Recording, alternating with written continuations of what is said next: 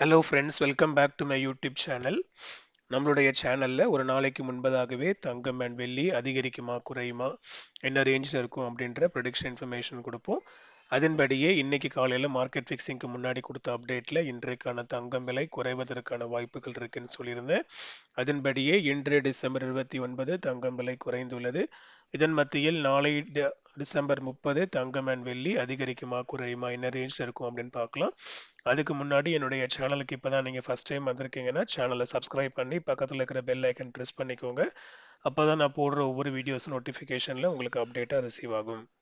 முதலாவதாக இன்னையுடைய ரேட்ஸ் பார்த்துடலாம். ஸோ இன்றைக்கு பார்த்தீங்கன்னா காலையில் தங்கம் விலை ஒரு 80 ரூபாய் குறைந்து 13,020 ரூபாய்க்கு 22 கேரட் ஆபரண தங்கத்தின் விலை சந்தைப்படுத்தப்பட்டுள்ளது. ஆக்சுவலாக இன்னைக்கு காலையிலேயே தங்கம் அதிகமாக குறைஞ்சிருக்கணும், அது கொஞ்சம் கம்மியாக தான் குறைஞ்சிருக்கு. பட் ஆனால் லோக்கலில் வந்து பார்த்தீங்கன்னா 2-3 வாட்டி தங்கம் விலை வந்து இன்றைக்கு குறைஞ்சிருக்கு. ஸோ நல்லாவே வந்து தங்கத்தின் விலை இன்னைக்கு ஒரு குறைவை கொடுத்துருக்கு. போன வாரம் ஃபுல்லாகவே டே பை டே ஒரு புது புது ஹால் டைம் ரெக்கார்ட் கொடுத்த தங்கத்தின் விலை இன்றைக்கு நல்லாவே குறைஞ்சிருக்கு. மேக்ஸிமம் ஆஃப் த ஷாப்பில் அது வந்து ரிஃப்ளெக்ட் ஆகிடுச்சு. பட் ரிஃப்ளெக்ட் ஆகாத கடைகள் அனைத்திலுமே நாளைக்கு ரிஃப்ளெக்ட் ஆகிடும். அண்ட் வெள்ளியின் விலையும் கூட இன்றைக்கு அதிகமாகவே குறைஞ்சிருக்கணும். காலையில் மார்க்கெட்டில் 4 ரூபாய் மாத்திரம் தான் குறைஞ்சது. வெள்ளியின் விலை அந்த பெண்டிங் அமௌண்ட் நாளைக்கு ரிஃப்ளெக்ட் ஆகிறதுக்கான வாய்ப்புகள் இருக்குது, பொறுத்திருந்து பார்ப்போம்.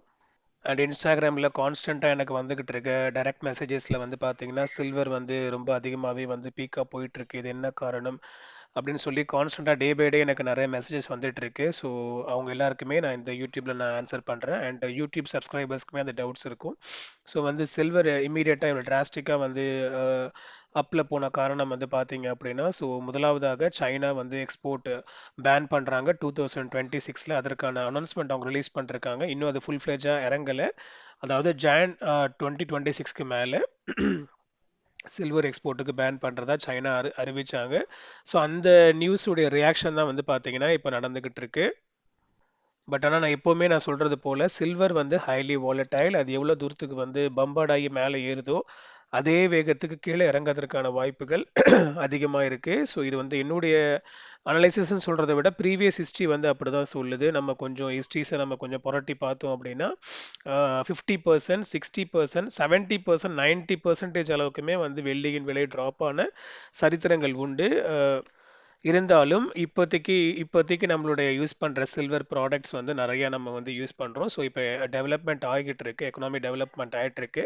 ஸோ நிறைய பேர் சொல்கிற ஒரு கருத்து என்ன அப்படின்னா, ஸோ சில்வருடைய ஐ மீன் நீட் அதிகமாக இருக்கிற காரணத்தினால சில்வர் வந்து அதிகமாக வந்து ரேட் ஏறும்னு சொல்கிறாங்க. பட் ஆனால் என்னுடைய ஒரு சின்ன இன்ஃபர்மேஷன் என்ன அப்படின்னு பார்த்தீங்கன்னா, ஸோ சில்வர் வந்து யூஸ் பண்ணி அதை வந்து ஒரு பொருள் நம்ம தயாரிக்கிறோம் அப்படின்னா அதனுடைய எண்ட் ப்ராடக்ட்டுமே வந்து ரேட் அதிகமாக தான் சந்தைப்படுத்தப்படுவதற்கான வாய்ப்புகள் இருக்கு.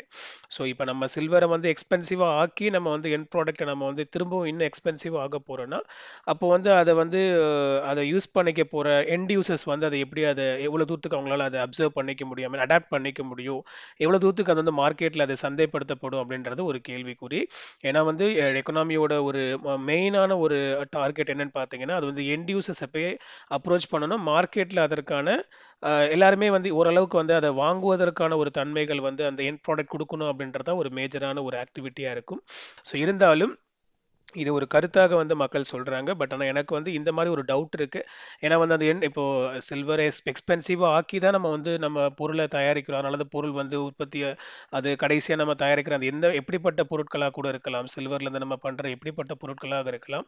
ஸோ நம்ம சில்வர் எக்ஸ்பென்சிவ் ஆகும்போது ஆட்டோமேட்டிக்காக அதனுடைய எண்ட் ப்ராடக்ட்டுமே வந்து ரேட் வந்து அதிகமாக தான் இருக்கும். ஸோ அது வந்து எப்படி எப்படி வந்து அவங்க மார்க்கெட்டில் அதை வந்து சந்தைப்படுத்துவாங்க அப்படின்றது எனக்கு ஒரு சின்ன ஒரு கொஷின் மார்க் இருக்கு. இது என்னுடைய ஓன் ஒப்பீனியன் தான். ஸோ ஜஸ்ட் அன் அனாலிசிஸ் நான் சொல்றேன். அண்ட் இன்னொரு விஷயம் நீங்க பார்த்தீங்க அப்படின்னா, சில்வரை வந்து ஃபிசிக்கலா நீங்க மினிமம் நீங்க பார்க்குறது ஒரு காயினா நீங்க வாங்கினாலும் கூட, அந்த காயினுக்கு நீங்க மினிமம் 2% நீங்க வந்து வேஸ்டேஜ் மினிமம் 2% வேஸ்டேஜ் நீங்க பே பண்ணுவீங்க. அண்ட் ஜிஎஸ்டி பே பண்ணுவீங்க. அண்ட் நீங்க கடையிலேருந்து வெளியே எடுத்துட்டு வந்த உடனே திரும்ப நீங்க கொண்டு போனா கூட அந்த 2% வச்சது நீங்க உங்களுக்கு அதை கழிச்சிட்டு தான் அந்த மதிப்பு போடுவாங்க. ஸோ நீங்க பே பண்ண GST fees. So minimum altogether பார்த்தீங்கன்னா ஒரு 7-10% நீங்க பில்லு போட்ட அடுத்த செகண்டே வந்து பார்த்தீங்கன்னா சில்வரில் உங்களுக்கு ஒரு ட்ராப் இருக்கு. இதை நான் சொல்றது ஜஸ்ட் காயினுக்கு நான் சொல்றேன். ஒருவேளை நீங்க ஆர்னமெண்ட்டாக வாங்குனீங்கன்னா மார்க்கெட்லேருந்து 30-40% வரையும் ட்ராப் இருக்கு அது ஆர்னமெண்ட்ஸுக்கு. இல்லை ஒருவேளை நீங்கள் வந்து ஆன்லைன் இடிஎஃப்ஸாக போடுறீங்கன்னா அதனுடைய கதை வேற. பட் ஆனால் நம்மளுடைய மக்கள் வந்து மோஸ்டாகவே ஃபிசிக்கல் தான் வந்து அதிகமாக அவங்க வந்து பிரியப்படுவாங்க. அதற்கான ஐ மீன் காரணங்கள் நிறைய இருக்கு. பட் ஆனால் எனிவே நான் சொல்றது வந்து கோல்டை கம்பேர் பண்ணும்போது சில்வருடைய ரீசேல் வேல்யூ கம்மி அண்ட் வந்து இட் இஸ் ஹைலி வாலடைல்.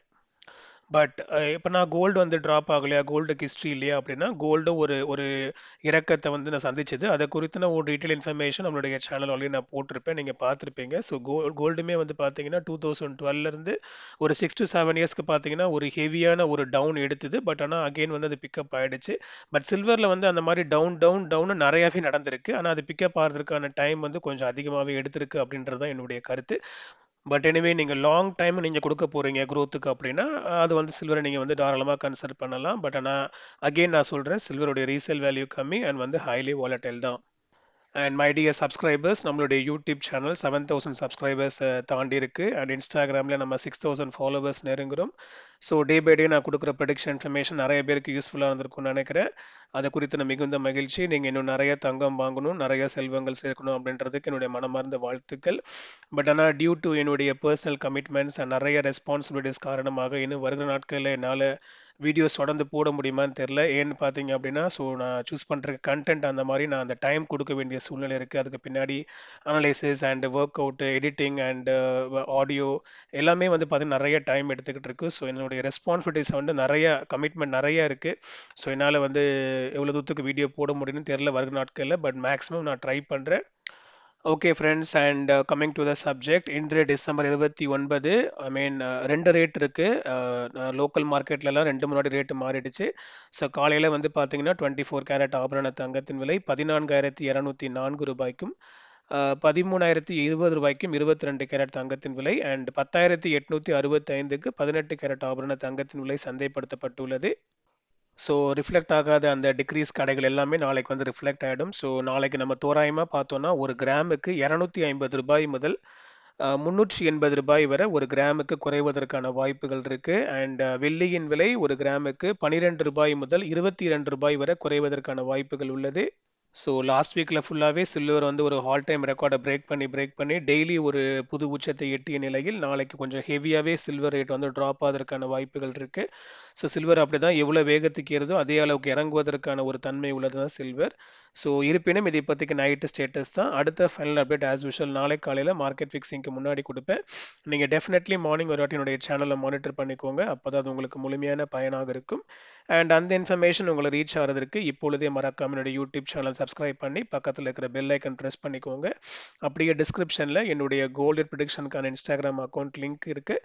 அந்த லிங்க்கை கிளிக் பண்ணி இன்ஸ்டாகிராம் அக்கௌண்ட்டையும் ஃபாலோ பண்ணிக்கோங்க. உங்களுடைய ஃபேமிலி, ஃப்ரெண்ட்ஸ், வெல்விஷர்ஸ் அனைவருக்குமே ஷேர் பண்ணுங்கள். எல்லாருமே பயன்பெறட்டும்.